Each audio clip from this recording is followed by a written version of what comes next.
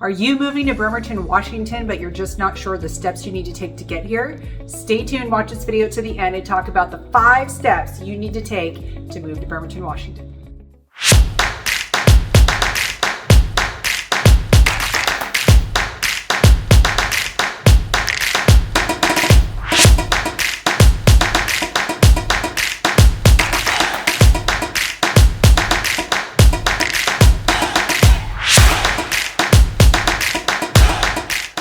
What's up, everybody? It's Cassandra Lopez with the Living in Bremerton channel. If you're new to the channel, you're going to want to go ahead and subscribe. This channel is all about living in Bremerton. So whether you're moving here for the first time or maybe you are a local native, be sure to hit subscribe and tap that bell and reach out to me directly. This is my cell phone and my email. Call, text, or email me if there's anything I can do to support your relocation to Bremerton, Washington. So moving to Bremerton, Washington, 5 steps. So the first step, number 1, you're going to want to reach out to me. Call me, text me, email me. So reach out to me. Let me know you're arriving. Let me know when you're arriving. Let me know if you need housing, if you need to know about schools, if you need to know about locations, distance to the bases, distance to the cities, that sort of thing. Let me know, and I will be sure to do my best to support those efforts for you. I have clients who are moving here who find out like a year in advance, and they reach out to me a year prior to moving here. And I have some people who are moving here next week, and I just find out about it. So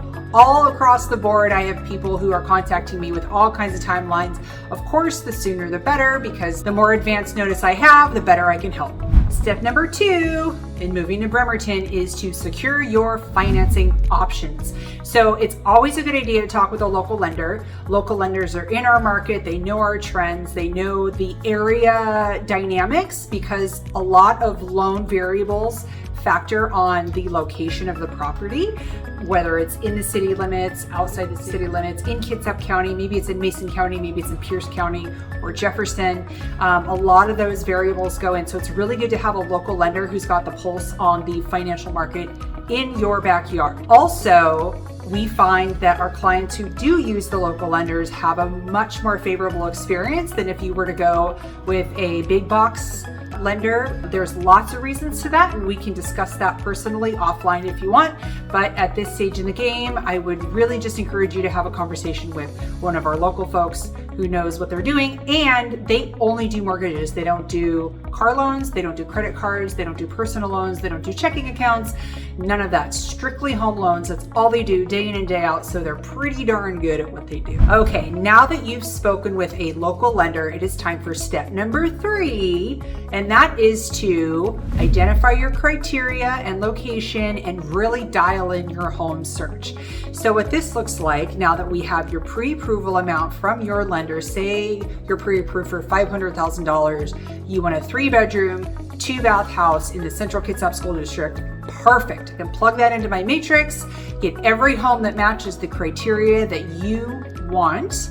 And then maybe we can throw in some of like the nice to haves if there's a lot of stuff to look at. So like maybe you want a garage and you must have a 1-car garage, but it'd be nice to have a 2-car garage. Well, maybe we only filter by 2-car garages to maybe get you a lot of your nice to haves as well as your must haves, because that would be cool. Once we create your home search, I can adjust that at any point in time for any factors. So say you decide, well, I would also like to consider North Kitsap School District, so I'll just throw that in there as well, so you have more to choose from. So it's a living, breathing search. We can make any adjustments at any time. And then once you've had your search going for a while and you get kind of familiar with our market and you know how far your dollar is going to go, then we can head into step number 4, which is let's go home shopping. So we get to actually drive around, look inside the houses, open the doors, check out the bedrooms, check out the kitchens, make sure the photos match, because I know a lot of times we look at those online photos and we're like, that house is amazing. And you get inside and you're like, that is a really good photographer, because the house looks nothing like the photos. It happens more often than you would think. So anyway, so it's important to get inside to see those things, because you can't tell from the photos if the homeowner smoked in the house, and you can't tell from the photos if they had a pet. There are a lot of things you can't tell from the photos, and maybe they forgot to photograph that 1/4 bedroom that's chock full wall to wall with National Geographics. That didn't make it in the MLS. So it's really important to see what there is actually to see, because that way you can start eliminating the homes that aren't going to be actual contenders, because purchasing a home is not a process of selection, it's a process of elimination. And the more homes we can eliminate and just narrow down to the actual ones that are going to work for you, the better chance we're going to have of finding you the home of your dreams. Okay, once we have found the home of your dreams, we made an offer was accepted. Now that leads us to step number 5, which is managing the process. So we are now in what's called escrow. So you are in the process of buying your home. There are timelines, there are deadlines, there are terms to be met, factors to be considered, lots of decisions to be made. So it can be kind of challenging, especially if you're coming from out of town and you're doing this all remotely, which I've had several clients this year actually purchase their homes sight unseen, because I just did very extensive, very thorough videos, and I kept them apprised of the process the whole time. So they got very comfortable with it. They liked what they saw. They were very happy moving forward with everything. So that's something I can certainly do for you.